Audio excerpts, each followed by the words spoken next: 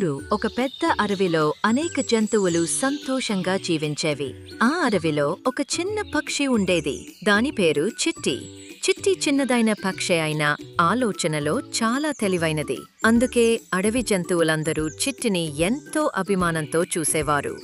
ఆ అడవిలో ఒక నక్క కూడా ఉండేది. పేరు దుర్దేశి నక్క. అది రోజంతా ఇతర జంతువుల పాలు దొంగిలిస్తూ ఏ పని చెయ్యకుండా ఇతరులపై ఆధారపడి బతుకేది.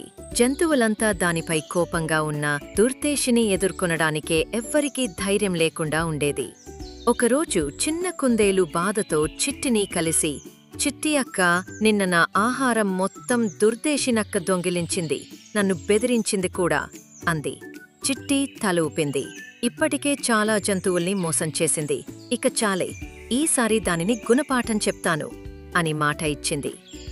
యుక్తి పన్నిన చిట్టి. చిట్టి తన మిత్రుడైన గూబతో కలిసి ఒక పథకం వేసింది. దుర్దేశికి తెలిసేలా గూబ చెబుతుంది, ఓ, పక్కటెమిటి పొలంలో మనిషి ఓ గొప్ప రొట్టె పడేశాడట, అది తినేవాళ్లకి పూటలు బంగారమేట. దుర్దేశి నక్కకు ఆ మాటలు విన్నాక నిద్రపట్టలేదు. ఆ రొట్టె ఎలాగైనా దొరకాలనే తాపత్రయం. రెండో రోజు తెల్లవారగానే దుర్దేశి నక్క ఆ పొలానికి బయలుదేరింది. అక్కడ రొట్టెలా కనిపించే ఒకటి మట్టిలో ఉంది. అది వాస్తవానికి చిట్టి వేసిన ఉచ్చు. దుర్దేశి దానిని ఎత్తగానే జాలీగా బందిపోయింది. గూబకి సంకేతమిచ్చిన చిట్టి వెంటనే వదిలించుకోవడానికి అక్కడికి మరికొంతమంది జంతువులను తీసుకొచ్చింది.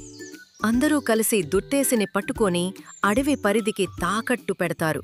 ఇకపై నెత్తి వంచకూడదాని మాట ఇప్పించి వదిలేస్తారు. ఆ రోజునుంచి దుర్దేశి నక్క బుద్ధి చెంది ఎవరికీ కష్టమివ్వకుండా జీవించసాగింది. అడవిలో మిగతా జంతువులంతా చిట్టిని మెచ్చుకుంటూ ఇలా అన్నారు, బలమే కాదు, తెలివితేటలే అసలైన ఆయుధం. కథ నుంచి బోధన: ధైర్యం, తెలివితేటలు కలిసినప్పుడే నిజమైన విజయం సాధ్యమవుతుంది.